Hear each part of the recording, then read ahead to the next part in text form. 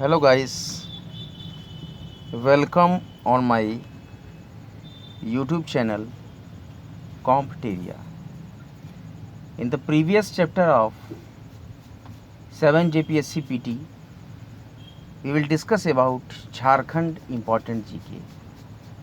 Now, as we know, Jharkhand Public Service Commission announces the final date of 7 JPSC PT. Now, before wasting our time, we will start our lecture of Jharkhand GK. Please like, subscribe my channel Compteria and press the bell icon to receive daily notification of important educational lectures. Now, before wasting our time, we will start our new lecture Bhumij विद्रोह। झारखंड का बहुत ही महत्वपूर्ण विद्रोह भूमिज विद्रोह। भूमिज विद्रोह का प्रारंभ 1832 ईस्वी में सिंहभूम और मानभूम क्षेत्र में हुआ था। इसका नेतृत्व गंगा नारायण सिंह ने किया था। भूमिज विद्रोह का मुख्य कारण था अंग्रेजों द्वारा गंगा नारायण के चाचा को गलत तरीके से उत्तराधिकारी के रूप में नियुक्त करना, जिससे नाराज होकर गंगा नारायण सिंह ने बाणभूम के जमींदार गंगा गोविंद सिंह के सौतेले भाई और दीवान मधवलाल की हत्या कर दी।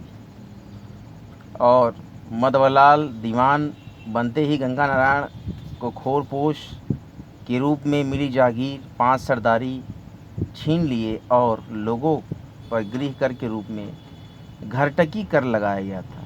साथ ही भूमिजों में अत्यंत अलोकप्रिय थे। इसने बाणभूम के बड़ा बाजार को भी लूटपाट लिया था। इसीलिए इस विद्रोह में गंगा नारायण सिंह को कोल विद्रोह के प्रमुख नेता बिंदराय मानकी का समर्थन प्राप्त हुआ था। मुंडा, कोल और हो जनजाति के लोगों ने भी इस विद्रोह में प्रमुख भूमिकाएं निभाई। भूमिज विद्रोह का दमन ब्रैडन, लेफ्टिनेंट टीमर, डेंट और कैप्टन विल्किंस ने किया था। गंगा नारायण सिंह का सर काट के खरसावां के ठाकुर चेतन सिंह ने विल्किंस के पास भेजा था और सरकार ने गंगा नारायण सिंह को जिंदा या मुर्दा लाने पर 5000 रुपये का इनाम घोषित किया था, जो कि चेतन सिंह को दिया गया था। अंग्रेज़ों ने गंगा नारायण सिंह के विद्रोह को गंगा नारायण का हंगामा नाम से भी ऐसा प्रचलित किया था। इसी के साथ ही अगला जो बहुत ही महत्वपूर्ण विद्रोह है वो है कोल विद्रोह। कोल विद्रोह का आरंभ 1831 से 32 में छोटा नागपुर, खास, पलामू, सिंहभूम और मानभूम क्षेत्रों में हुआ। झारखंड का पहला सुसंगठित और व्यापक जनजाति विद्रोह माना जाता है कोल विद्रोह को। कोल विद्रोह में प्रमुख कारणों में था भूमि संबंधी असंतोष और आबकारी कर का लगाना और दीकुओं का शोषण करना। ठेकेदार, साहूकार, व्यापारी और अधीनस्थ कर्मचारियों, ये सब दीकू कहलाते थे। इनके द्वारा जनजातियों का कई प्रकार से शोषण किया गया था, जिसको ही कहा गया था कि दीकू लोगों ने जनजातियों का शोषण किया। दीकू में ठेकेदार आते हैं, साहूकार आते हैं, व्यापारी वर्ग आता है और अधीनस्थ कर्मचारी आते हैं। महिलाओं पर भी काफ़ी मात्रा में अत्याचार किया गया, इसीलिए कोल विद्रोह ने जन्म लिया। और विद्रोह के आरंभ में पहले सोनपुर परगना के मानकी सिंधराय से 11 गांव छीनकर अंग्रेजों द्वारा सिखों को दे दिए गए। फिर सिखों ने मानकी सिंधराय पर कई अत्याचार किया और उनकी 2 बहनों को परेशान किया। इसी के दौरान सिंहभूम के बदगांव में जफर अली नामक व्यक्ति ने सुरगा मुंडा की पत्नी का अपहरण कर उनको भी बदनाम किया। इसी प्रकार से परिणाम से सिंधराय, मानकी और सुगना मुंडा के नेतृत्व में 700 आदिवासियों ने उन गांवों पर हमला कर दिया जिस पर सिखों को अधिकार दिया गया था।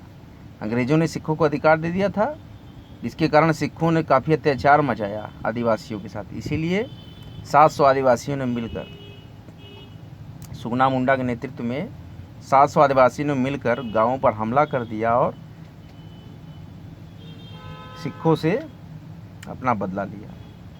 इस प्रकार का कोल विद्रोह था और इसका दमन विल्किंसन ने किया था। इसके परिणाम जो हुए कि जन धन की बहुत ही अपूर्णीय क्षति हुई थी। डेंट और विल्किंस को छोटा नागपुर के संयुक्त आयुक्त के रूप में नियुक्त कर दिया गया था। अस्थायी पुलिस चौकियां बनाई गई इलाकों में और पुलिस बल में भी वृद्धि की गई। जमींदारी घटवाली व्यवस्था को पुनः स्थापित किया गया और 1833 में एक रेगुलेशन एक्ट के तहत छोटा नागपुर, खास पलामू, खड़गडिहा, रामगढ़ और कोरुंडा को मिलाकर नए प्रांत के रूप में दक्षिण पश्चिम सीमा एजेंसी का गठन किया गया था और मुंडा मानकी व्यवस्था फिर से स्थापित की गई थी। नए प्रांत का प्रथम नागरिक प्रशासक कैप्टन विल्किंसन को ही बनाया गया, जिन्हें जनसाधारण में किशुन साहेब के नाम से भी जाना जाता है। तो प्रश्न आएगा जेपीएससी में कि किशुन साहेब कौन है, तो आप लिखेंगे कि किशुन साहेब विल्किंसन, कैप्टन विल्किंसन को ही जनसाधारण की भाषा में किशुन साहेब के नाम से जाना जाता है। दोस्तों, जो भी 7 जेपीएससी पीटी की तैयारी कर रहे हैं उनके लिए बहुत ही इम्पोर्टेंट लेक्चर है ये। बराबर बने रहें Comte area educational YouTube channel पे।